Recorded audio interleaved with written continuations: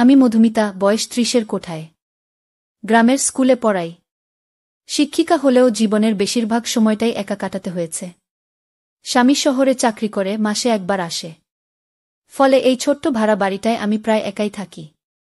বাড়ির মালিকের ছেলে অর্ক কলেজে পড়ে। প্রথম ওকে একেবারেই খেয়াল করিনি, মনে হতো স্রেফ পাশের বাড়ির এক সাধারণ ছেলে। কিন্তু ধীরে ধীরে বুঝতে পারলাম ওর মধ্যে আমার প্রতি এক অদ্ভুত কেয়ার আছে। বৃষ্টি ভেজা এক দুপুরে স্কুল থেকে ফিরছিলাম। ভিজে গা কাঁপছিল। দরজায় দাঁড়িয়ে অর্ক হেসে বলল, ম্যাডাম, ভিজে গেছেন তো? আমি গরম চা বানিয়ে আনি। আমি অবাক হয়ে তাকালাম। এমন যত্ন তো অনেক দিন পাইনি। চায়ের কাপে ধোঁয়া উঠছিল, আর সেই ধোঁয়ার ভেতর দিয়ে অর্কের চোখে একটা গভীরতা, যা আমাকে অদ্ভুতভাবে ছুঁয়ে গেল। সেদিন প্রথম বুঝলাম, এই ছেলেটি হয়তো আমার একাকিত্ব ভাঙতে আসছে। কিন্তু বন্ধুরা, আমি তখনও জানতাম না, এই ছোট্ট যত্ন একদিন আমাদের জীবনে অনেক বড় বাঁক নিয়ে আসবে। সেদিনের পর থেকে অর্কের ব্যবহার আমার চোখ এড়াতে পারল না। প্রতিদিন স্কুল থেকে ফিরে দেখি দরজার পাশে দাঁড়িয়ে আছে। কখনো হাতে বাজারের ব্যাগ, কখনো আবার স্কুল ব্যাগটা কাঁধ থেকে নামিয়ে দেয়। আমি একদিন রসিকতা করে বললাম, অর্ক, তুই কি এখন আমার পাহারাদার হয়ে গেছিস? ও হেসে বলল, না ম্যাডাম, আমি শুধু চাই আপনি একা না থাকুন। কথাটা শুনে বুকের ভেতর কেমন যেন হালকা কাঁপুনি উঠল। বছরের পর বছর আমি একাকিত্বে ডুবে থেকেছি। কিন্তু এই ছেলেটা নিজের অজান্তেই যেন আমাকে নতুন করে হাসতে শিখাচ্ছে। এক বিকেলে হঠাৎ করে স্কুলে আমার শরীর খারাপ হল। মাথা ঘুরছিল। সহকর্মীরা কাউকে পাঠাল বাড়ি পৌঁছে দিতে। অর্ক দৌড়ে এসে সেদিন আমাকে ধরে রেখেছিল। বুকের ভেতর তার হাতের দিতা, আর চোখে ভরা আতঙ্ক। আপনি ঠিক আছেন তো, ম্যাডাম? আমি শুধু মাথা নেড়েছিলাম। কিন্তু অন্তরে বুঝলাম, এই ছেলেটির ভেতরে আমার জন্য এক গভীর টান জন্ম নিচ্ছে।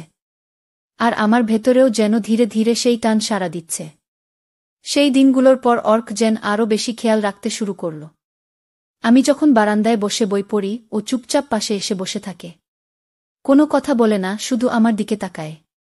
একদিন বিকেলে হালকা বৃষ্টি হচ্ছিল। আমি জানালার পাশে দাঁড়িয়েছিলাম। অর্ক হঠাৎ বলল, ম্যাডাম, একটা কথা বলবো, শুনবেন? আমি হেসে বললাম, কি কথা? সে একটু দ্বিধা করল, তারপর আস্তে গলায় বলল, আমি জানি আপনি আমার চেয়ে বড়, আমার শিক্ষকও। তবুও আপনার কাছে আমার এক অদ্ভুত টান লাগে। আপনাকে না দেখলে আমার দিনটাই ফাঁকা লাগে। আমি চুপ হয়ে গেলাম। হৃদয়ের ভেতর কেমন যেন ঢেউ খেলে গেল। আমি বললাম, অর্ক, তুমি জানো, এই সম্পর্কের একটা সীমা আছে। আমি তোমার ম্যাডাম, তুমি আমার ছাত্রের বয়সী। অর্ক মাথা নিচু করে বলল, আমি কোনো সীমা ভাঙতে চাই না, ম্যাডাম। আমি শুধু চাই আপনি যেন জানেন, আপনার জন্য আমার ভেতরে এই অনুভূতি আছে। আর আমি চাই যতদিন পারি আপনার পাশে থাকতে। তার চোখে সেই মুহূর্তে কোনো দুষ্টুমি ছিল না, ছিল শুধু এক নির্ভেজাল, গভীর ভালোবাসা। আমি কিছু বলিনি। শুধু নীরবতায় তাকে বোঝালাম, আমি সবই বুঝেছি। অর্কের কথাগুলো শোনার পর আমার মনে অদ্ভুত এক টানাপোড়েন শুরু হল। আমি জানি সে আমার ছাত্রের বয়সী, আর আমি তার কাছে একজন অ্যান্টি কিংবা ম্যাডামকে ছাড়া কিছু নই। তবুও অর্কের চোখের সেই আন্তরিকতা আমাকে বারবার নাড়া দিচ্ছিল। সেই রাতে আমি বিছানায় শুয়েছিলাম। জানালা দিয়ে চাঁদের আলো এসে পড়ছিল ঘরে। মনে হচ্ছিল আমার চারপাশে এক অদ্ভুত শূন্যতা।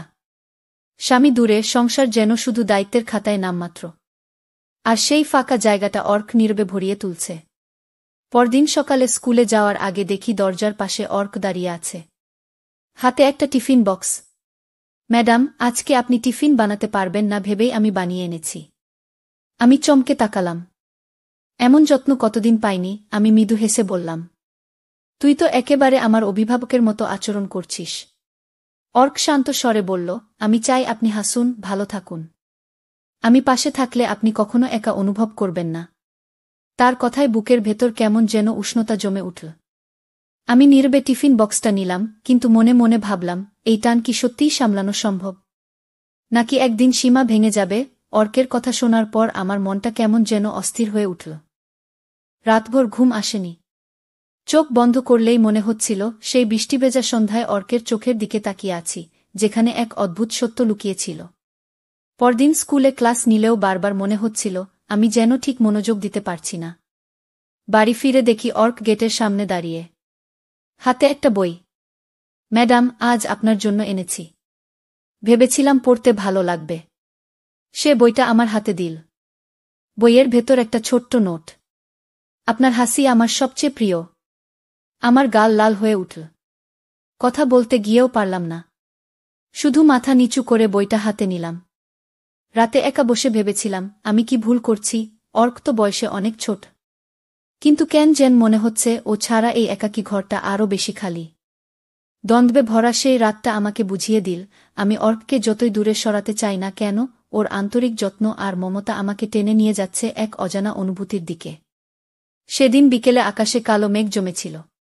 হঠাৎ বিদ্যুৎ চলে গেল, ঘরটা অন্ধকার। আমি বারান্দায় দাঁড়িয়ে বৃষ্টি দেখছিলাম। হঠাৎ পেছন থেকে অর্কের কণ্ঠ শোনা গেল, ম্যাডাম, আপনাকে খুব ক্লান্ত দেখাচ্ছে। সব ঠিক আছে তো? আমি চুপ করে তার দিকে তাকালাম। বৃষ্টির শব্দে চারদিক ঢেকে গেছে, অথচ আমাদের মাঝে এক অদ্ভুত নীরবতা।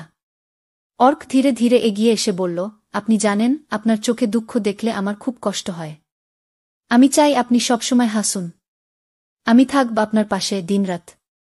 ওর চোখে সত্যিই জল টলমল করছিল। আমার বুকটা হঠাৎ ভরে উঠল। এত যত্ন, এত টান, কতদিন পরে কেউ আমার দিকে এভাবে তাকাল। আমি ধীরে বললাম, অর্ক, তুই আমার জীবনে এক অন্যরকম আলো এনেছিস। হয়তো এই টান কথায় বোঝানো যায় না, শুধু অনুভব করা যায়।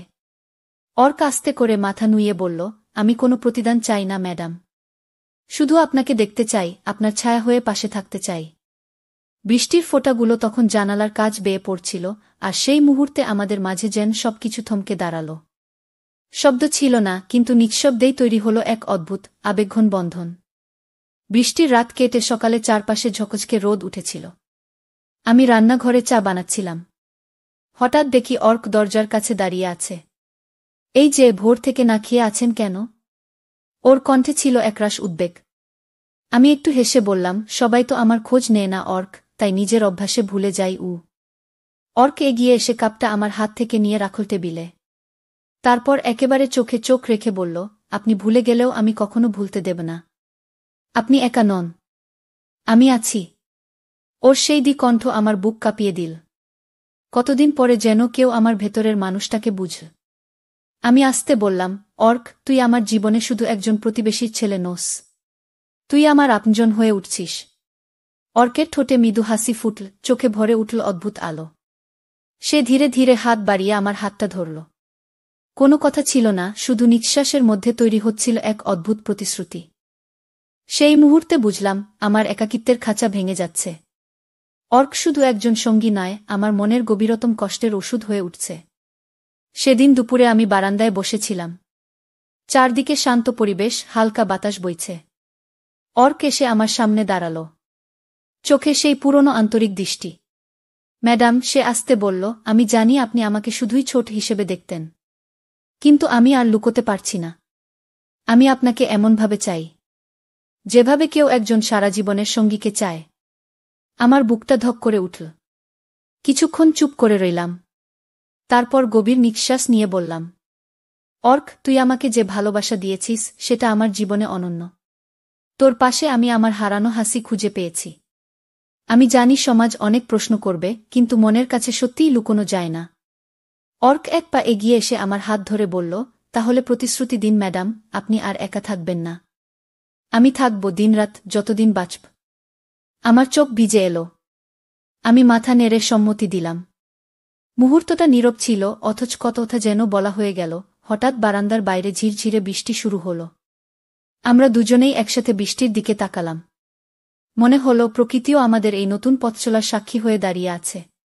সেই মুহূর্তে অর্ক আমার কপালে আলতো করে ঠোঁট ছুঁয়ে দিল। আমার ভেতরটা যেন কেঁপে উঠল। এক অদ্ভুত শান্তি নেমে এল বুকের গভীরে। গল্পটা এখানেই শেষ নয়, বরং এখান থেকেই শুরু হলো আমাদের নতুন যাত্রা। এক অদ্ভুত, গভীর ভালোবাসার যাত্রা। বৃষ্টির পর সন্ধ্যা নামছিল। ঘরের ভেতর মৃদু আলো জ্বলছিল, চারদিকে এক অদ্ভুত শান্তি। আমি সোফায় বসেছিলাম, অর্ক পাশে এসে চুপচাপ বসে গেল। কিছুক্ষণ নীরব থাকার পর সে ধীরে ধীরে বলল, ম্যাডাম, আমি যখন ছোট ছিলাম আপনাকে দেখতাম ভোরবেলা ছাদে দাঁড়িয়ে রোদ পোহাতে। তখনও ভাবিনি যে একদিন আপনার এতটা কাছাকাছি আসব। আজ মনে হয় আমার সারা জীবনের সুখ আপনার মাঝেই লুকানো আছে। তার কথায় বুকটা কেঁপে উঠল। আমি মৃদু স্বরে উত্তর দিলাম, অর্ক, আমি অনেকদিন ধরে একা ছিলাম। ভেবেছিলাম এই একাকিত্বই আমার নিয়তি। কিন্তু তুমি এসে আমার নিঃসঙ্গতা ভেঙে দিয়েছ। তুমি আমাকে নতুন করে বাঁচতে শিখিয়েছ। অর্ক তখন আমার হাতটা নিজের 2 হাতে শক্ত করে ধরে ফেল।